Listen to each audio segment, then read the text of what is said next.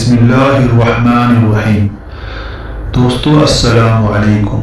YouTube channel الظاہر T V میں خوش آمدید۔ دوستو اگر ابھی تک آپ نے ہمارا چینل سبسکرائب نہیں کیا تو پلیز یہ سبسکرائب کریں اور بیل آئیکن کو دبائیں تاکہ ہماری نئی آنے والی ویڈیوز آپ تک پہنچ سکیں۔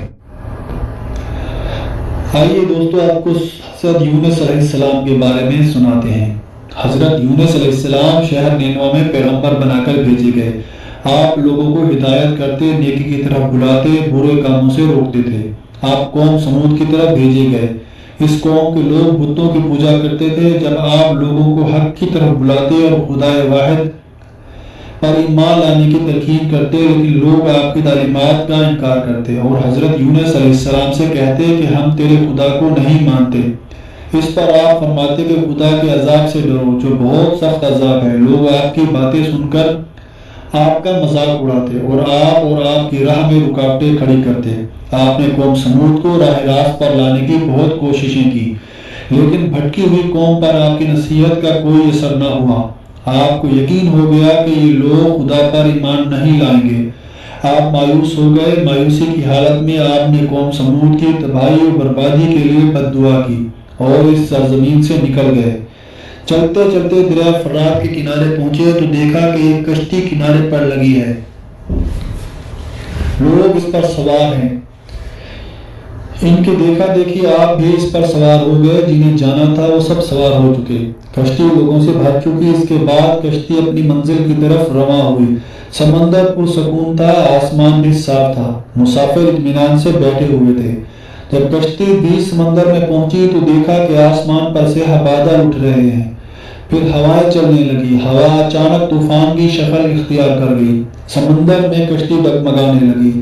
سمندر کی لہریں اوپر نیچے ہونے لگی۔ بارش بھی شروع ہو گئی۔ طوفان کے جھٹکوں اور پانی کے پھیروں سے کشتی کے ڈوبنے کا اندیشہ پیدا ہو گیا۔ کشتی میں بیٹھے ہوئے مسافروں میں سے ایک نے کہا کہ معلوم ہوتا ہے کہ کشتی میں کوئی ایسا شخص بھی سوار ہے جس سے کوئی بڑی غلطی سرزد ہو گئی ہے۔ جب تک ایسے شخص کو کشتی سے نہ نکالا جائے کشتی کا صحیح سلامت رہنا محال ہے۔ وہ شخص کون ہے یہ بتانا مشکل ہے جب تک کہ وہ خود کو پیش نہ کرے۔ اس پر حضرت یونس علیہ السلام کھڑے ہو گئے اور کہا کہ میں ہی ہوں جس سے بڑی غلطی سرزد ہو گئی۔ مجھے کشتی سے نکال دیا جائے تو آئی ہوئی مصیبت ٹل سکتی ہے۔ تمام مسافر حضرت یونس علیہ السلام کا منہ تک رہے تھے، جس نے خود ہی سب کے سامنے اپنی غلطی کا اظہار کیا۔ پھر سب نے ایک زبان ہو کر کہا کہ یہ شخص تو فرشتہ صفت انسان معلوم ہوتا ہے، ہم کسی حال میں سے کشتی سے نہیں نکال سکتے۔ مسافروں میں سے ایک نے تجویز پیش کی کہ قرعہ اندازی کی جائے، جس کا نام پرچی میں نکلے وہی سزا کا مستحق ہوگا، ہم اسے کشتی سے نکال دیں گے۔ چنانچہ قرعہ ڈالا گیا۔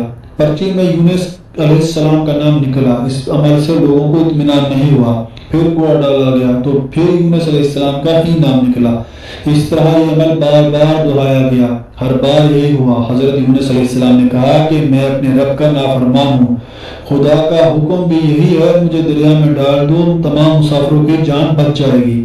حضرت یونس علیہ السلام نے کشتی کے مسافروں سے اور اللہ سے بار بار کہا کہ وہ کشتی سے چھلانگ لگانے کے لیے تیار ہے، اس لیے کہ میں اللہ کے حکم کا انتظار نہیں کیا۔ آخر کار کشتی کے مسافروں اور ملاح نے مان لیا اور حضرت یونس علیہ السلام کو دریا میں پھینک دیا۔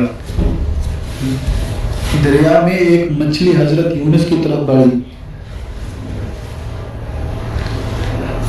اور نگل گئی۔ اللہ نے ان مچھلی سے کہا کہ یہ تیری خوراک نہیں، یہ تیرے پیٹ میں امانت ہے جسے واپس کرنا ہے۔ چنانچہ آپ مچھلی کے پیٹ میں اندھیرے میں رہے، اللہ کا ذکر کرتے رہے اور معافی طلب کرتے رہے۔ آپ پکار رہے تھے، اللہ تیرے سوا کوئی عبادت کے لائق نہیں، تو پاک ہے۔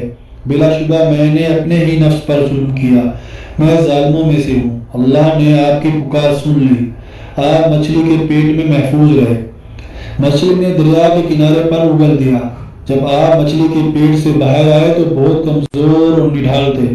آپ نے کھلی فضا میں سانس لیا اور اللہ کا شکر ادا کیا۔ اللہ نے حضرت یونس سے فرمایا، اگر تو مچھلی کے پیٹ میں میری پاکی بیان نہ کرتا تو نجات حاصل نہ کرتا۔ جس جگہ پر مچھلی نے آپ کو اگلا تھا وہاں کوئی درخت نہ تھا، نہ کوئی سایہ، دھوپ ہی دھوپ تھی، گرمی بھی ناقابل برداشت تھی۔ اللہ کے حکم سے وہاں ایک بیل دار پودا اگایا پودے کی بیل سے سایہ آ گیا، آپ سایہ تلے بیٹھ گئے اور اللہ کا ذکر کرنے لگے۔ کہا جاتا ہے کہ آپ کے پاس ایک ہرنی آتی تھی اور اپنا دودھ پلاتی تھی۔ اللہ تعالیٰ فرماتا ہے ہم نے بغیر گھاس کی زمین پر ڈال دیا اور وہ بیمار تھا، اور ہم نے پیل دار درخت اگایا اور ہم نے اس کو 1,00,000 آدمی کی طرف بھیجا، بلکہ اس سے بھی زیادہ۔ پھر وہ لوگ ان پر ایمان لائے۔ ملک نینوا چھوڑ دینے کے بعد آپ کی قوم آپ کو بہت زیادہ یاد کرنے لگی، آپ کے نکل جانے کے بعد پچھتانے لگی۔ لوگوں نے محسوس کیا کہ آپ نبی تھے اور ہدایت کے لیے آئے تھے۔ لوگوں نے اللہ سے معافی طلب کی اور وہ حضرت یونس علیہ السلام کی آمد کا انتظار کرنے لگے۔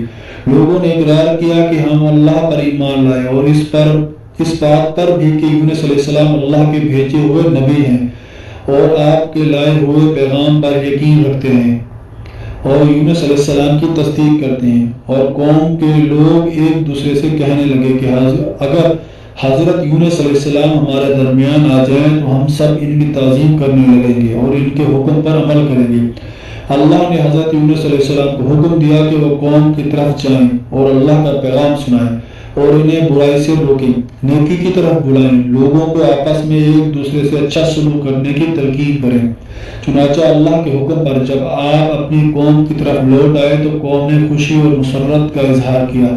آپ علیہ السلام کی آمد پر اللہ کا شکریہ ادا کیا۔ واپس آ کر حضرت یونس علیہ السلام نے تبلیغ شروع کر دی اور ہدایت دینے لگے کہ برے کاموں سے دور رہیں، ضرورت مندوں کی مدد کریں، بھوکوں کو کھانا کھلائیں، ننگوں کو کپڑا پہنائیں، کسی کے ساتھ برا سلوک نہ کریں۔